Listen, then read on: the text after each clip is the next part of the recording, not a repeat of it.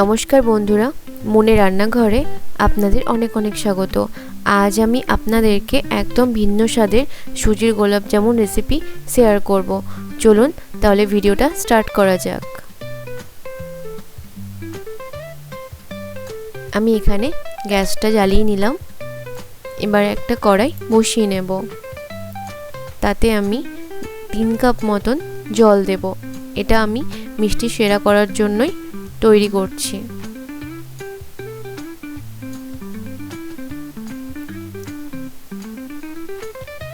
এখানে আমি ছোট বাটির 1 বাটি চিনি দেব। আপনারা চিনিটা স্বাদ অনুসারে ব্যবহার করবেন। আমি এবার চিনিটাকে জলের সাথে গুলে নেব এবং ফুটতে দেব। চিনিটা গুলে গেছে, ফুটে উঠেছে। আমি এর মধ্যে অ্যাড করব কিছুটা কেশর। এবার আমি গ্যাসটা ধরিয়ে নেব। তাতে আমি কড়াই বসিয়ে 1 কাপ সুজি দিয়ে দেব। সুজিটা ভালো করে নাড়াচাড়া করে নেওয়ার পর আমি এখানে অ্যাড করব 1 চা চামচ ঘি। এই ঘি আর সুজিটাকে ভালো করে নাড়াচাড়া করে নেব। দেখুন এখানে কালারটা কি সুন্দর এসছে। এবার এই পর্যায়ে আমি এখানে 1 কাপ দুধ অ্যাড করব।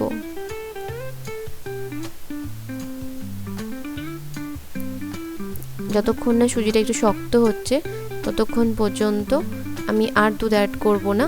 আবার একটু শক্ত হয়ে গেলে আমি আবার এখানে 1/2 কাপ দুধ অ্যাড করব। দেখুন আমার সুজিটা রেডি হয়ে গেছে। এবার আমি এটাকে ঠান্ডা হতে দেব। ঠান্ডা হয়ে গেছে। আমি হাতে একটুখানি ঘি লাগিয়ে নিয়েছি। এবার এটাকে ভালো করে মেখে নেব। ও আর হ্যাঁ, একটা জিনিস দেখাতে ভুলে গেছিলাম, সেটা হচ্ছে আমি এখানে গুঁড়ো দুধ অ্যাড করেছি 1 চা চামচ। এবার আমি এটাকে ছোট ছোট করে লেচি কেটে নেব। এখানে আমি গোল বা চ্যাপ্টা শেপে মিষ্টি তৈরি করে নেব। সবগুলো মিষ্টি আমি এখানে চ্যাপ্টাই করেছি। আপনারা চাইলে গোলও করতে পারেন। দেখুন কি সুন্দর হয়েছে। আমার অনেকগুলো মিষ্টি এখানে তৈরি করা হয়ে গেছে।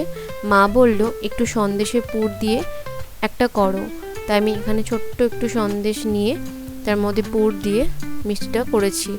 আপনারা চাইলে করতেও পারেন, যা খেতে অত্যন্ত সুন্দর হবে। দেখুন ভালো করে মুখটাকে আটকে নেবেন যাতে সন্দেশটা না বেরিয়ে যায়।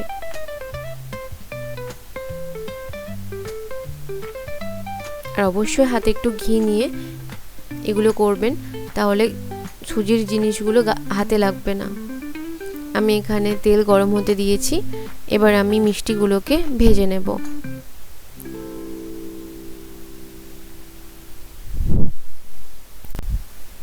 সবগুলো মিষ্টি ছেড়ে দিয়েছি। এবার আমি এটাকে উল্টে দেব। আর মিষ্টিগুলোকে বেশি লাল লাল করে না, হালকা বাদামি করে ভাজবেন, তাহলে এটা দেখতেও খুব সুন্দর লাগবে। আর বেশি লাল করে ভাজলে এটা পুরো কালো হয়ে যাবে। দেখুন কি সুন্দর কালারটা এসছে। দেখুন আমার মিষ্টিগুলো প্রায় ভাজা হয়ে গেছে। এবার আমি এগুলোকে তুলে নেব। দেখুন কালারটা পুরো পরিবর্তন হয়ে গেছে। আমি সবগুলোকে তুলে নিয়েছি। এবার আমি এই মিষ্টিগুলোকে সেরার মধ্যে দিয়ে দেব। কেশরের জন্য সেরার কালারটাও খুব সুন্দর এসছে। এবার আমি সবগুলো মিষ্টিকে এক এক করে সেরার মধ্যে দিয়ে দেব। আর একটা চামচের সাহায্যে মিষ্টিগুলোকে একটু ডুবিয়ে দেব। আর এটাকে 30 মিনিট মতন আমি ছেড়ে দেব।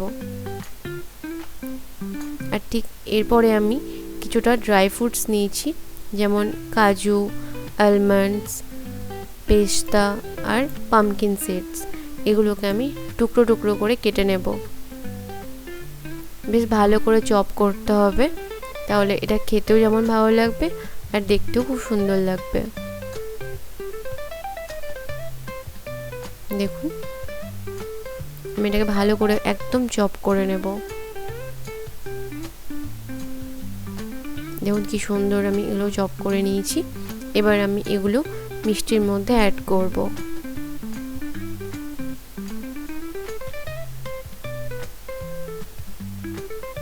আমার 30 মিনিট হয়ে গেছে। এবার আমি এগুলোকে মিষ্টির মধ্যে অ্যাড করব।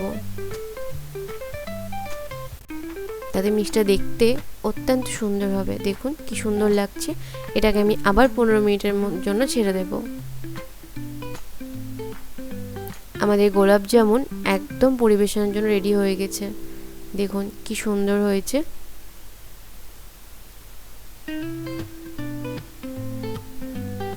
এটা দেখতেও যেমন ভালো হয়েছে, খেতেও অত্যন্ত সুন্দর হয়েছে।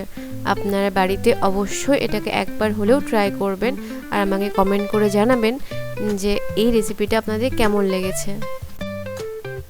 দেখুন মিষ্টিটা ঠিক কতটা সুন্দর হয়েছে, কতটা নরম হয়েছে।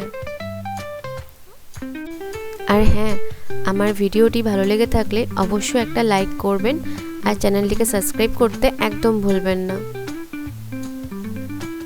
আর অবশ্যই আমাকে কমেন্ট করে জানাবেন যে এই মিষ্টিটা আপনাদের ঠিক কেমন লেগেছে।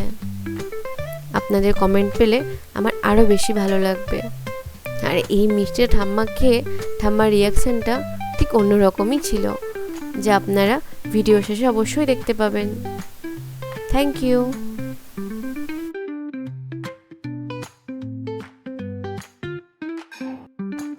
কেমন হয়েছে? বিউটিফুল।